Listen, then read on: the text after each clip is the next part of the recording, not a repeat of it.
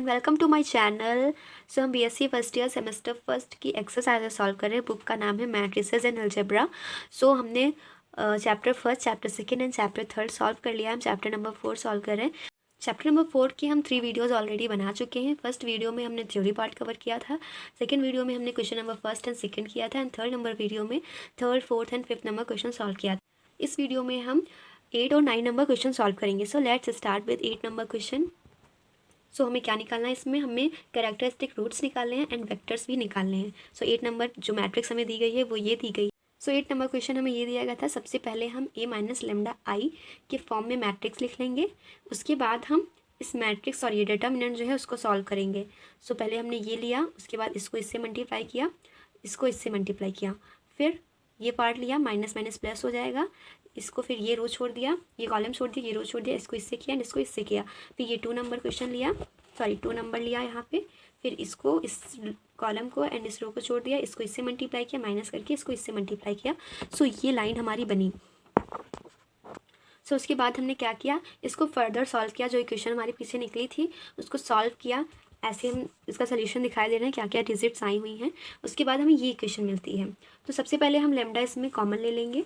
उसके बाद हमें ये इक्वेशन मिल जाएगी। ये क्वाड्रेटिक इक्वेशन है तो इसके रूट्स आसानी से निकल जाएंगे। इसको सॉल्व करने पर इसकी रूट्स आ गए 0, 3, 15। 0 कैसे आए, ये लेमडा जब हम माइनस लेमडा को 0 के बराबर रखेंगे तो उसकी वैल्यू 0 आ ही जानी है। एंड 3 माइनस का था, इधर आके प्लस हो गया, इधर 15 हो गया। इसके बाद हमें कैरेक्टरिस्टिक रूट्स निकालने हैं। एंड कैरेक्टरिस्टिक रूट्स कैसे निकलते हैं पार्ट 1 में हमने डिस्कस कर लिया था। इस वीडियो में हम इसका सोल्यूशन देखेंगे। तो कैरेक्टरिस्टिक रूट ये लेमडा इक्वल टू 0 के फॉर्म में निकालेंगे। सो इसमें क्या करते हैं, जो फर्स्ट हमने मैट्रिक्स ली थी lambda a minus lambda I की जो मैट्रिक्स थी, ये जो मैट्रिक्स थी उसमें लेमडा की जगह पे हम 0 पुट करेंगे एंड फिर जो हमें मैट्रिक्स निकलेगी उसके बेसिस पे हम इक्वेशन सॉल्व करेंगे। लेमडा इक्वल टू 0 पुट करने के बाद हमें ये इक्वेशन मिल गई। तो ये सारी ये मैट्रिक्स मिल गई। उसके बाद हमने क्या किया, इस मैट्रिक्स को इक्वेशन फॉर्म में लिख लिया।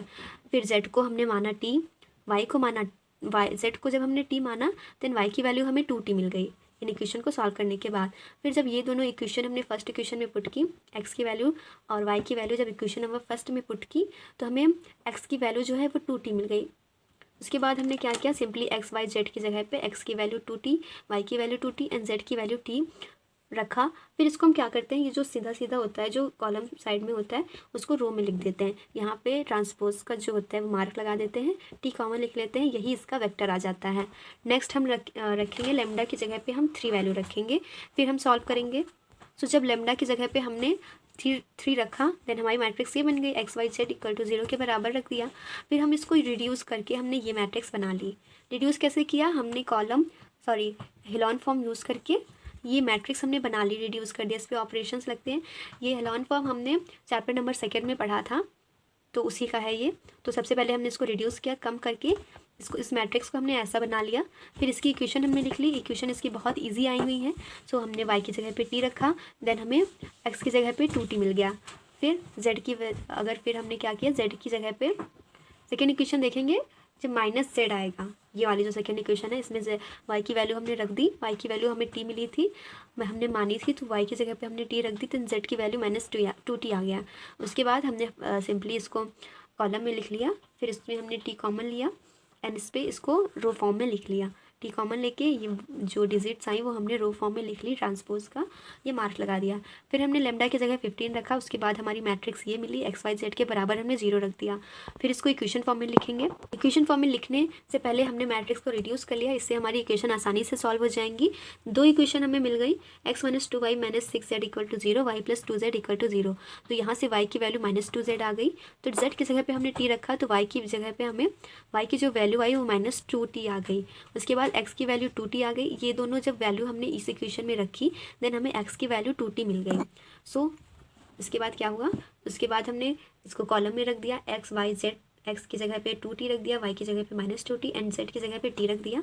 देन हमें इसमें t कॉमन ले लिया, इसको रो फॉर्म में लिख लिया एंड ये ट्रांसपोज का मार्क निकाल लिया। सो x1 x2 एंड x3 की ये जो हमने लिखा हुआ ये वेक्टर्स आए हुए हैं। अब हम क्वेश्चन नंबर 9 सॉल्व करेंगे।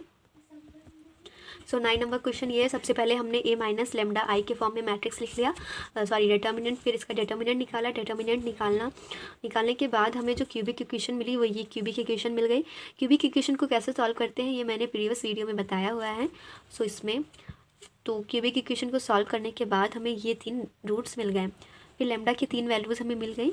सबसे पहले हम लेमडा की 2 वैल्यू लेंगे और इस इक्वेशन में पुट करेंगे, जहाँ पे लेमडा है वहाँ पे हम 2 पुट करेंगे।